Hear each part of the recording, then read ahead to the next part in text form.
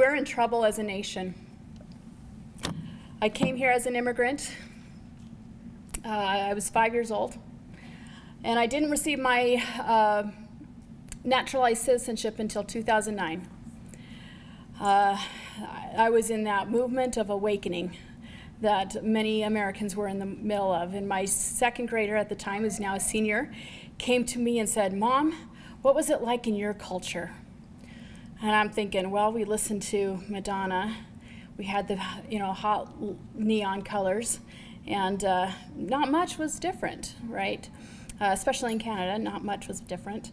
But it got me thinking, if I'm to teach my son how to become an American, I need to be it myself. And I got my citizenship. It took me 2 years. From there, history has always been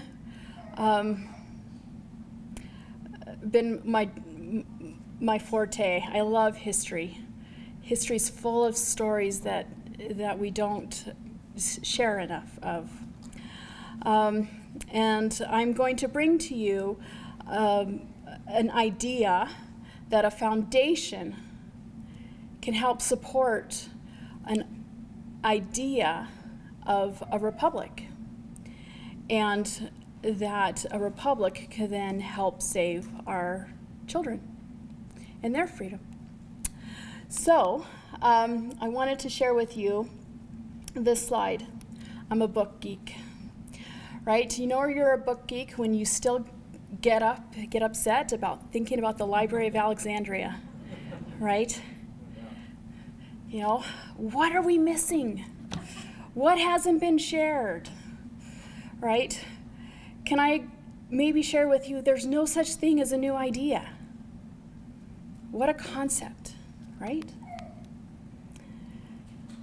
My husband took me on a whirlwind, out of this world trip to Ireland and England. And one of the visits was the Long Library at Trinity College. When you get an old book and you smell it, it's all dusty and all that, that's what the whole library smelled like. You walk in and it's full of books from the 17th century that students today can still check out. I almost wanted to sneak under the velvet ropes and go just look at one. I would have been in big trouble. But the idea that there's 150,000 books for children out there since the 17th century, when they started to differentiate literature for children, is all encompassed and stored at this library. It excites me. I want to go move to Ireland for a few years. So what is education? I'm going to ask you this question. Plato pointed out that man in general, man is the gentle and divine being, if he have been made so by true education. But if he be subject to none or to a false one, he is the most intractable thing in the world.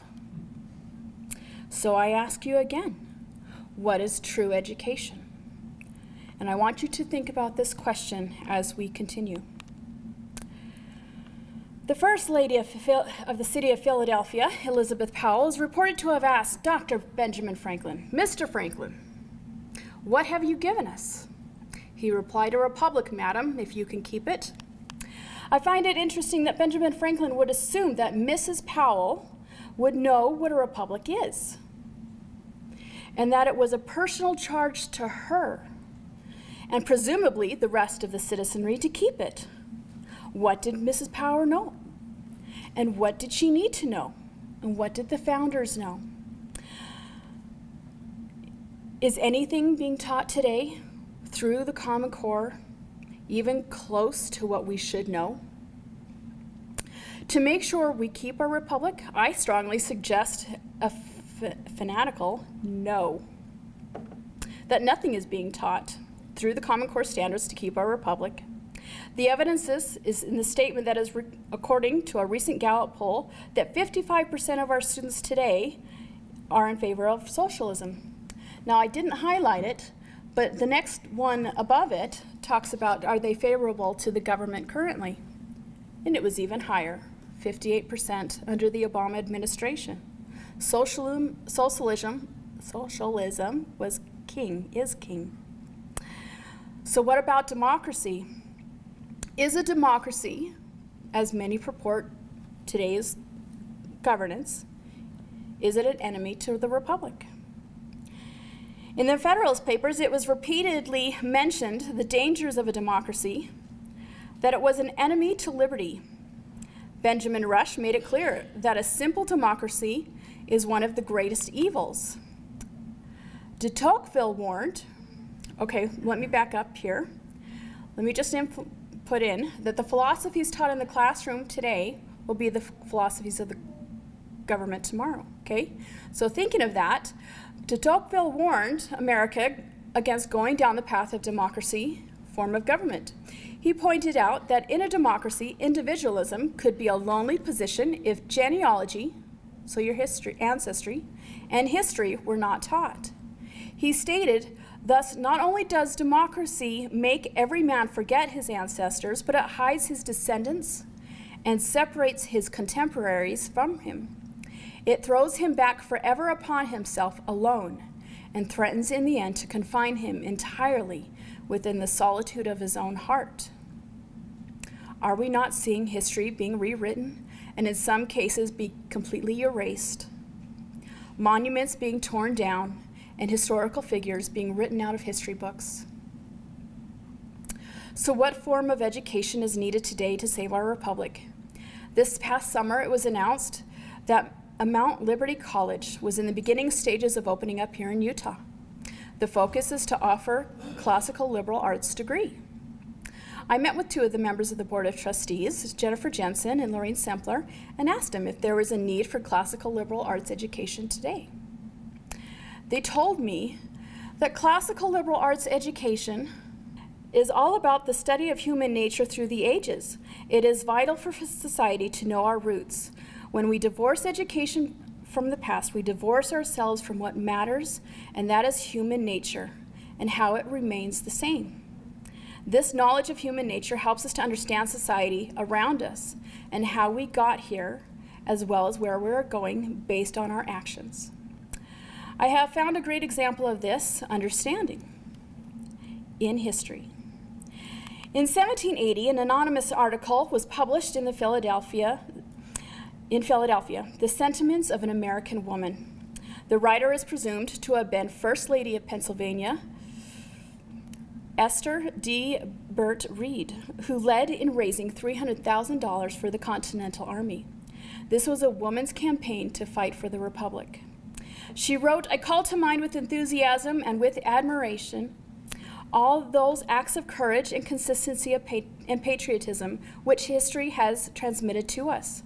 The people favored by heaven, preserved from destruction by the virtues, the zeals, and the resolution of Deborah, Judith, of Esther. The fortitude of the mother of the Maccabees in giving her son to die before her eyes.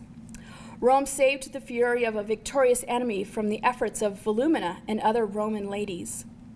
So many famous sieges where the women have been seen forgotten in the weakness of their sex, building new walls, digging trenches with their feeble hands, furnishing arms to their defenders, they themselves darting the missile weapons of the enemy, resigning the ornaments of their apparel and their fortune to fill the public treasury and to hasten the deliverance of the country, burying themselves under its ruins, throwing themselves into flames, rather than to submit to the disgrace of humiliation before the proud enemy. Born for liberty, disclaiming to bear the irons of a tyrannic government, we associate ourselves to the grandeur of those sovereigns, cherished and revered, who have led with so much splendor the scepter of the great states or nations. The Batildas, who I believe is Matilda from Scotland, the Elizabeths, referring to Elizabeth I, the Maries, to Marie Antoinette, the Catherines of Catherine the Great of Russia, who have extended the empire of liberty contented to reign by sweetness and justice, have broken the chains of slavery forged by tyrants in the name of ignorance and barbarity. Esther goes on to mention the valor of Joan of Arc, the Maiden of New Orleans as well. An educated woman in the 18th century looked at examples of courageous women in the scriptures and history as examples of fighting for liberty. So it makes me wonder, we look at Catherine the Great, Elizabeth I, and Marie Antoinette. What did she know about these women that we are not being taught today? Because we know them as tyrants, evil women, off with her head, the people of France said. What are our modern examples? Who can we emulate? Years ago, I started MOMS. It's an acronym for Meetings of the Minds and Souls, a group of women who shared the same values and principles that I did. I was looking for a deeper discussion of scripture, history, science, freedom, liberty. I needed more than the superfluous stuff. Imagine my surprise when I found out that a similar movement had happened during the early part of our country. The Republican Motherhood movement had swept the country at the time of the American Revolutionary War. It was the idea that a woman could unite her seemingly contradictory loyalties of the home and the state. I can speak out and be a stay-at-home mom too. Abigail Adams thought so. Elizabeth Powell believes so, as well as countless women of the past, both known and unknown, that have shown us time and time again what courage, sacrifice, service, teaching, persevering, and virtue look like. A classical arts education can do that for us all, men and women. The classics, great books, original sources, both good and bad, help us to understand what others have said and why, not just opinions about what others have said. De Tocqueville looked to the antiquities, and he said, at a glance at the writings left to us by the ancients is enough to show that those writers sometimes lacked variety and fertility in the choice of subjects and boldness, movement, and the power of generalization in their thought, but they were always admirably careful and skillful in detail. Nothing is written hurriedly or casually, but is always intended for connoisseurs and is always seeking an ideal beauty. Do we not hear enough of everything bad going on? No other literature puts in bolder relief those qualities democratic writers tend to lack. Therefore, no study is the best antidote against the inherent defects of the times, whereas the good qualities of natural to the age will blossom unintended. So continuing into the idea that there's no such thing as a new idea. Herodotus, a philosopher back in 484 BC to 414 BC, spoke of a republic. He said, on the subject of republic, he said, clearly he understood that gender relations are central to the ways in which human beings organize their world, with sometimes separate and together times overlapping roles for men and women. In his time, men were generally regarded as courageous and strong, while women were seen as less brave and prone to excessiveness, passion. Society valued women as mothers, daughters, wives, but blocked them from participating in politics. Women controlled the domestic space of the household and played important roles in religious activities. By highlighting women's capacities for action and influence beyond their usual restricted roles, Herodotus encouraged his audience to question preconceptions about traditional gender roles and to recognize the limitations of them today. Have we not seen a women's movement progress and progress? But they've left out a key fundamental aspect of who we are as women. We are also mothers. Montesquieu, in his writing, Spirit of the Laws, concluded that women could not live under most forms of government, that it was in her best interest to live in a republic. not a democracy. In Book 5 of the Republic, Plato included women in politics and that the same employment could be offered to men and women. But as Herodotus points out, traditional gender roles are valued, and we should recognize the limitations of them. Men and women complement each other because of our differences, not because we are the same.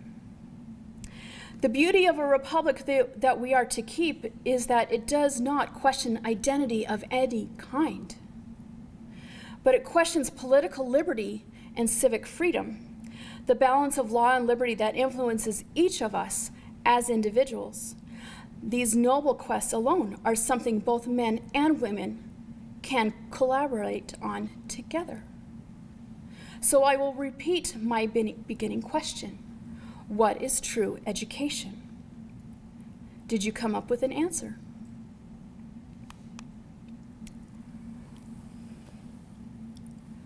Classical liberal arts education is based on 3 ideas coming from 3 different various countries. You have the idea of beauty, and that man is superior to animals in Greece. You have the idea of law from Rome, that man, despite his natural tendencies, needs law to guide them. And then you have the faiths, whether it be Islam, whether it be Christianity or Judaism. The faith dictates morality and to self-govern, and is essential to that 3-tiered stool. You take any one of these out, and you have a democracy, which then leads to a tyranny.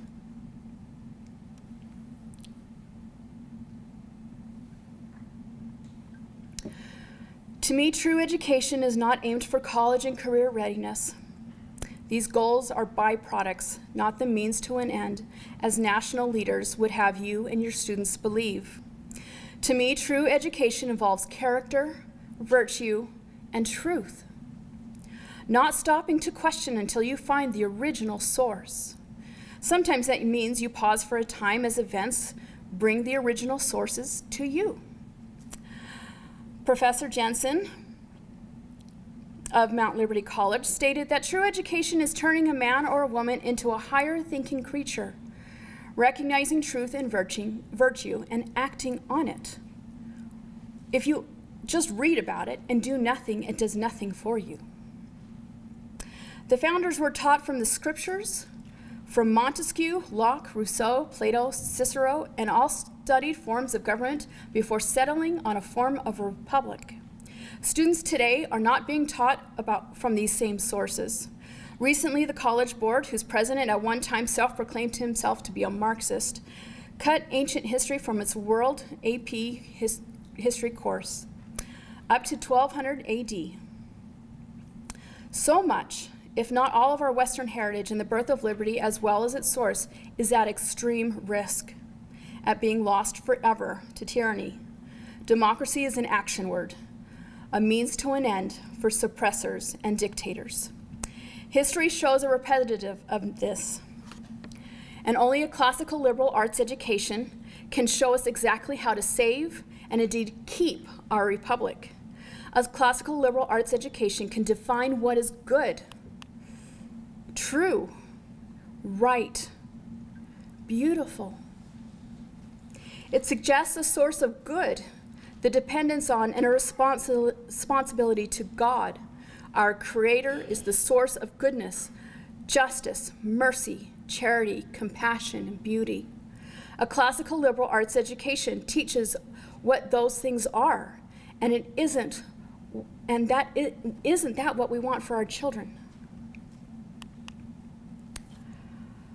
Last week, I was able to go to Denver for a national conference. And at the end of our conference, we had time enough before the airport to go to the Denver Arts Museum, where they were showcasing Rembrandt. And this is my photo of one of the Rembrandts that you hardly ever get to see today in education. So I ask you again, what is true education? And to follow that principle of finding the truth. Thank you.